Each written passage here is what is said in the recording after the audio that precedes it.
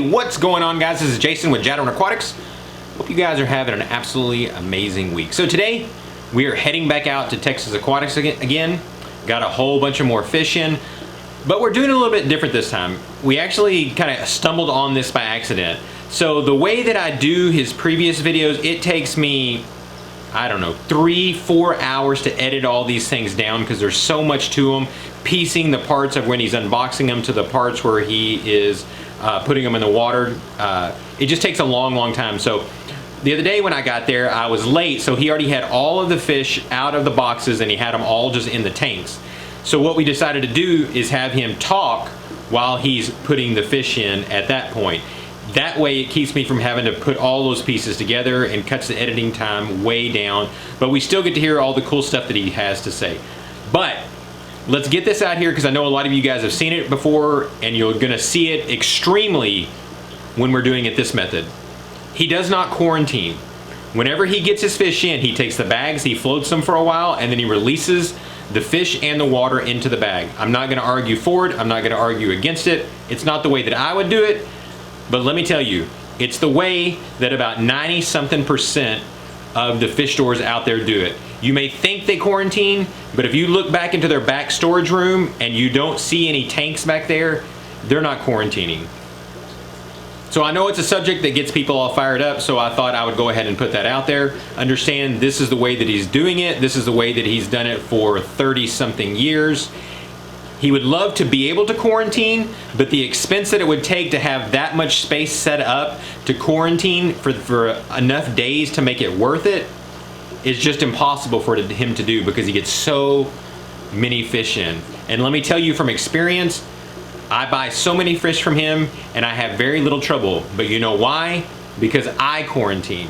So I'm telling you, as a public service announcement, you need to quarantine your fish before you put them out there in the general population, because you just do not ever know whether or not they're carrying a disease, and in many cases when they're coming from overseas they probably are carrying something. So got that disclaimer out of the way. You guys have anything to say about that, be sure and put it down below. So let's go ahead and move on out there so you guys can take a look at all the fish you got in. Okay, we got some new guppies in. These are ocean blue guppies. These are all males. I just put a different name on them. I don't know how they get ocean blue on them. The variegated color on them. You call it variegated? Yes. What does that mean? Splotchy. Splotchy. It's a special name for splotchy. Yeah, that's what they just slap a name on them. But variegated means they don't have a solid colored tail. Gotcha. Okay, these are what they call the blue dwarf crayfish. And they're more blackish color than blue. At least that's what we've seen. So they are dwarf crayfish, so they'll only get about an inch and a half long. So I assume crayfish are doing good for you because you keep getting more and more colors. Yes. Well, these are, everybody likes crayfish. The crayfish are cool, but the crayfish that eats every fish in your tank, not so much. And every plant. Well, it just destroys everything, yes. So they're supposed to be blue, and you can kind of barely see some blue on them, but maybe as they get a little bit bigger. And these are the oranges. They call these CPOs. That has to do with their name, the scientific name on them. Cambarella something. It's sort of like CPD. Yes. Well, CPDs are celestial pearl danios. These are Cambarella something orange. Both bags the same thing. Yes, sir.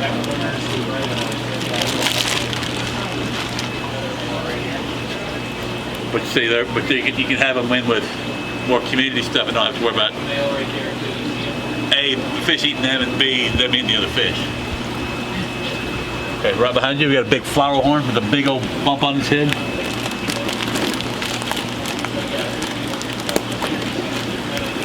Another crazy fish that they...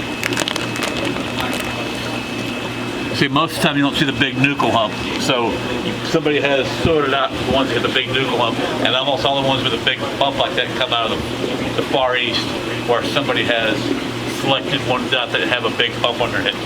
90% of the ones you see in the States will never have the big bump on their heads. Probably close to 99% of them won't ever get that big bump on their heads. Some red tail catfish.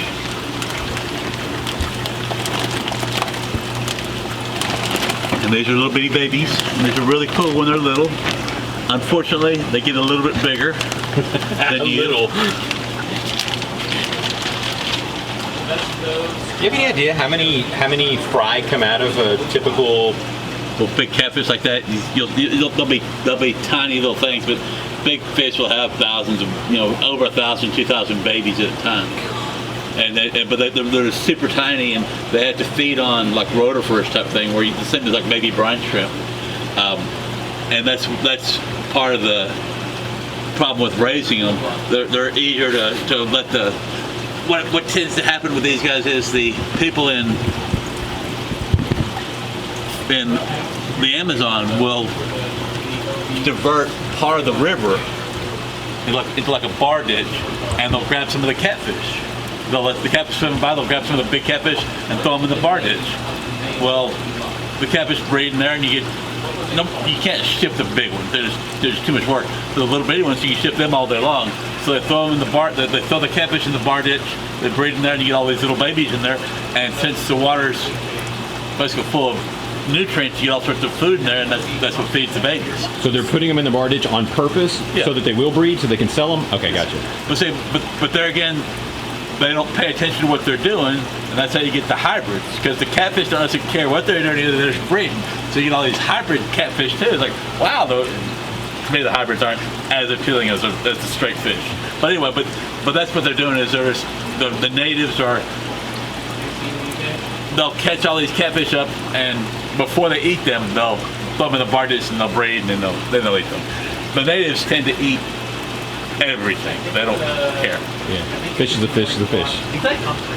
We can make a little bit more money on this, and we'll make an extra $50 on the baby. But yeah, there you go. More of those same ocean blue guppies. More variegated whatever guppies. Why a different paint? Because I had 2 tanks for guppies. Oh. And that's all the guppies I got in, so. These are another knife fish out of South America. They call them the granite knives. They're a little bit more, they stay out more than the black ghost knife fish do. They don't get super big, they get about 8 inches long. So they're just another funky knife fish and they tend to stay up more. They tend to stay out, they don't hide, and they don't see them always stuck underneath stuff like you do the black ghost knife fish. Are they sort of from the same area? They're all from Amazon, but I don't necessarily know. The Amazon's so big, it's hard to say, yeah, they're from the same area. But the thing about all the different knife fish is every one of them is its own family. They are not related at all as far as, you think, well, they're all knife fish, so they're all going to be related. No, they've all been separated for so long that they're all their own genus.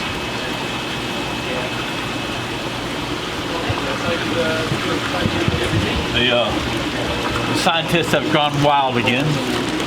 These are instead of having the glow barbs and the glow fish, these are the glow sharks. You got the ones that are blue. These are albino rainbow sharks, and they've introduced the genes in them to make them bright blue. Did you only get 2 just to kind of try them out? Yes.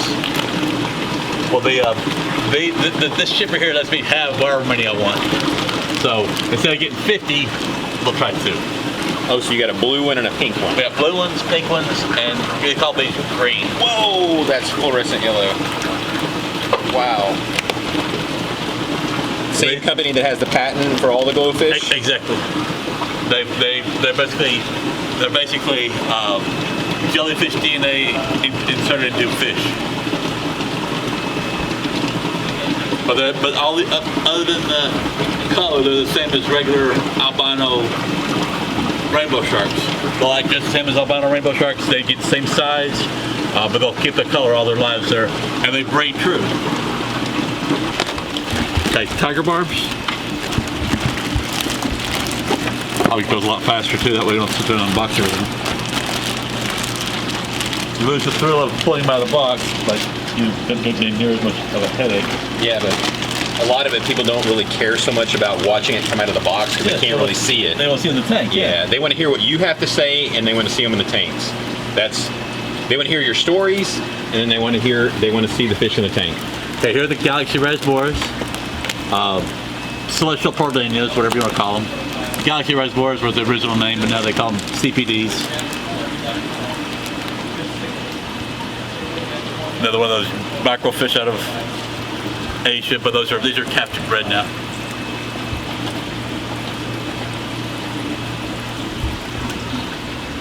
And these are the regular rainbow sharks. They're not the non-albino, non whatever rainbow sharks.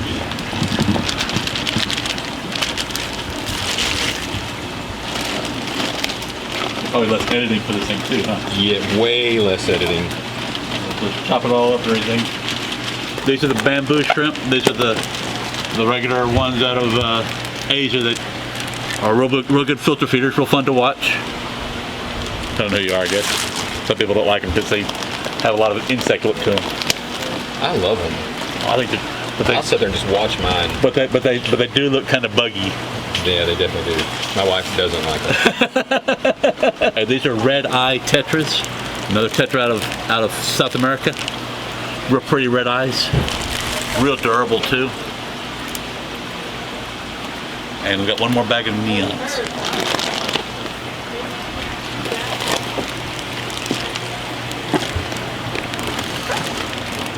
These are ones that are captive bred in Florida. The guy was saying that they were starting to raise them in Costa Rica. And I can understand how that's going to work because Costa Rica is going to be a foreign country, so you pay customs duties and everything. So I don't know how you make that work. But he was saying that coming out of Costa Rica, they said they have a farm in Costa Rica. A farm that he has ownership in, or that he's buying from? Both. Oh, okay. Well, so it's still a farm. It's their farm. They own it all, but you still got to ship everything around. What if the tariffs are different if you're in a United States business owning a business overseas? Well, it's still got to pass customs. It's not the tariffs so much or the tax. I think more than anything else, it's the customs. You got to put customs on everything. And I don't know if you can get a certain deal on that or not. I don't know. He told me that, and then I walked away and I thought, well, it's going to pay a fortune. Peacock gudgeons. These are real cool little fish. They don't get real big. There's some bigger ones in there that have grown up. See the color on them, on the ones that have grown up.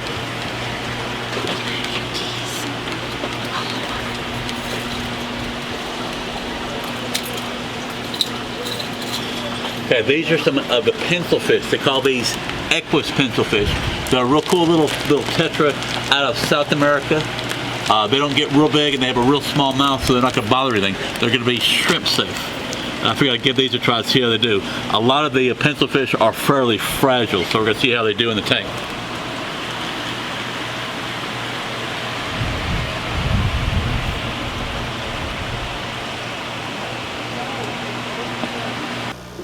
All right, there you go. Another cool unboxing at Texas Aquatics. Hope you guys absolutely enjoyed it. And I hope you've enjoyed all the cool things that Paige has to say. He's just an absolute wealth of knowledge. Be sure and leave a comment down below if you haven't subscribed to my channel already. Be sure and click that subscribe button. Don't forget to share and like the video also. So thanks again, guys, and God bless.